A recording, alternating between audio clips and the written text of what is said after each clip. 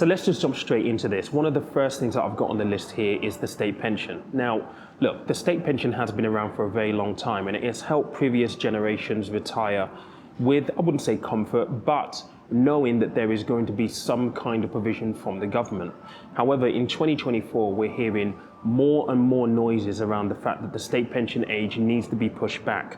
The last recommendation was to push it back to 71 from where it is currently right now at 66 for both male and female. That's adding, 5 years, which is almost a lifetime when you think about what that means for your ultimate retirement date and when you're going to be able to access this benefit. And on top of that, we're also now hearing conversations that there are going to be debates in government as to whether or not the state pension should be means tested or not. And these conversations are difficult conversations to have. These are going to be hugely controversial. They're going to ruffle feathers. Why? Because everyone is still paying into their national insurance, making national insurance contributions, trying to get up to the 35 years qualifying number so you get your full state pension. And the reality is, with the way the country is currently and the burden of the state pension on the government, bearing in mind it's coming from the tax take, it is highly unlikely that maybe even my generation, when I get around to retiring, and certainly the millennials, certainly Gen Zers, whether or not the state pension will be around.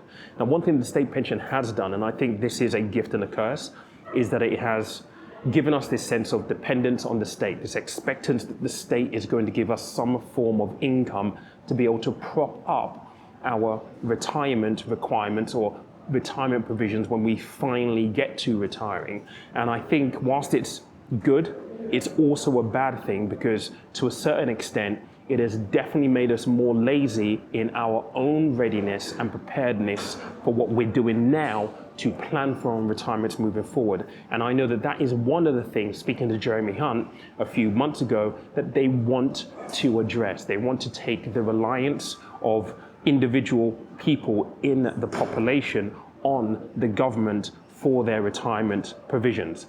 And that's just the truth, no matter how hard it is to hear. The next thing is low contribution rates. As a country, and this speaks to my previous point around our readiness, our preparedness, what are we doing right now to prepare for our retirement? And the reality is, in this country, we are currently not contributing anywhere near enough to be able to have provisions of our own where we can stand on our own 2 feet. If you look at the average pension pot for someone who is age 64, the average pension pot is £107,300.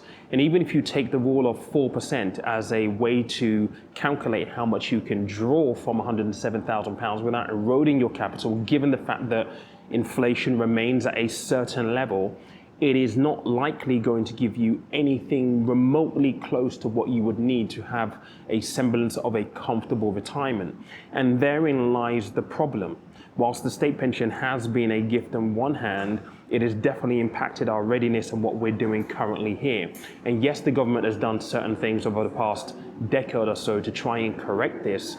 But the reality is, as a nation, as a people, as a society, we are not contributing enough into our pensions. And that brings me really nicely onto the third thing, which is auto enrollment. Now, auto enrollment was introduced, back in 2012 or so. It has had a huge positive impact. I mean, we've got more people contributing into their workplace pensions now than ever before. So from that point of view, auto enrollment has been a huge success.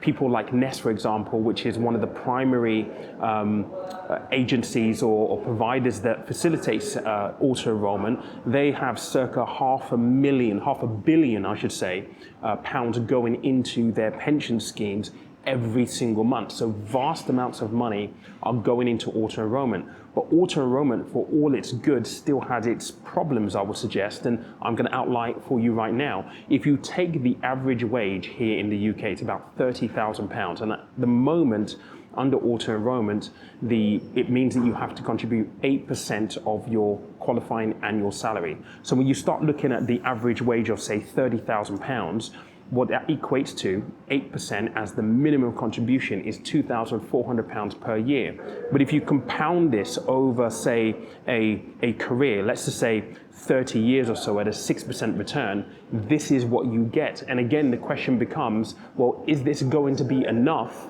for you to generate an income that will give you a comfortable or semblance of a comfortable retirement?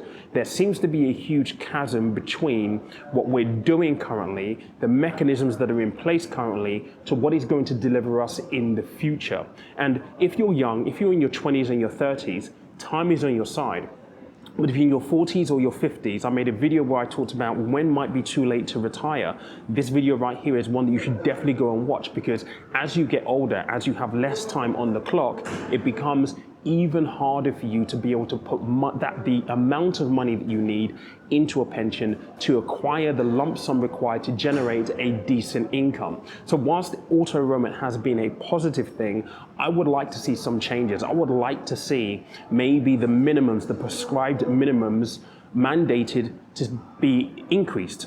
And that might mean that, yes, you've got to take home less money, but it's money that is going to work for you potentially in the future. And at the moment, under the pension rules currently, you can access your money at age 55, which many people actually scoff at, but I think would be a good thing. But the flip side to this is if you do mandate a higher contribution rate as the minimums, it also increases the burden on your employer. They have to currently contribute 3%. If you mandate that it's an extra 5% with the number of people in the workforce, that's a huge expense to the company. So it's not just a one thing fixes everything. There needs to be proper thought through ideas on how we can actually tackle this problem, because we're not contributing enough. And whilst auto-enrollment has been a really big help, it's not enough to really get people to the point, based on the average salaries in the UK right now, to that position where they're contributing enough at a very bare minimum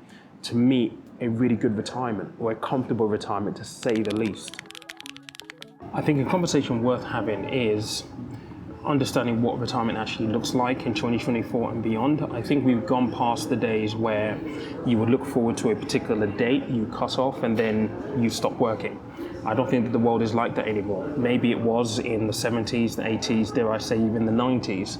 But I think what retirement looks like for the modern age is you work 2 to 3 days a week according to your requirements. And that, compounded with the fact that we aren't really saving enough for retirement anyway, I think that that will suit the needs of most people in the modern age. There's a lot of science now that kind of backs this idea that when you stop working, you kind of lose purpose, you lose a sense of belonging, a reason to get up in the morning, and that in itself can be a negative impact on things like your mental health and just your physical health as well. And I think with that in mind, and us being more health conscious in this day and age, I think a lot of people will dial back work and work part-time jobs just to be able to, number one, yes, meet their needs, but also to keep their cognitive function and their physical functions going. And I think that's a really important point to consider in this idea of retiring, because are you really ever going to retire? Especially if you're doing something that you really enjoy, or perhaps you're walking away or finishing a career and you want to do something that you enjoy, that you perhaps always dreamt of doing but you didn't have the time to.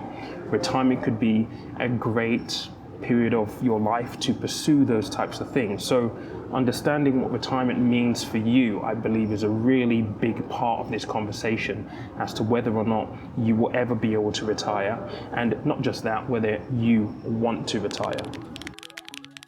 So here are a few things that I think are going to be important in rounding up this conversation to help people plan for retirement. And this isn't necessarily aimed solely to those who are 20, 30 years old. Yes, you've got more time on your hands, but I think fundamentally these tips will help, generally speaking. The first is important, and that is trying to maximize your earning potential. So the more money you can earn, the more you're likely going to have in disposable income to be able to invest into a pension, into stocks, commodities, whatever it might be. But the important thing, and this is tip number 2, is to focus on asset acquisition. And that could be stocks, it could be property, it could be gold, it could be commodities, it could be anything. But more specifically, when it comes to retirement planning, I used to be a financial advisor, and for people who don't own their own properties, when they come to retirement, their rent is often their highest monthly outlay. So owning your own property is absolutely key, because it's going to mean that you don't need as much on a monthly basis to be able to survive, and you're not going to be at the mercy of rent increases, rent inflation, if you will. The third thing is probably the most important thing of all, and that is, and let me just get a little bit closer to you right here, just so that you can really hear me. Please focus on making sure that you start to develop healthy financial habits to ensure that you are able to do number one and number two. Being really mindful of how you use money, and don't wait until it's too late to cultivate these habits, thinking that when you earn more money, you're going to do it. No, you won't. Learn it now whilst you're not earning as much. And the practice, the habits that you're going to form are going to help you immeasurably. Those are my 3 tips. Let me know what you think in the comment section down below. Do you think it is impossible for us to retire as Brits?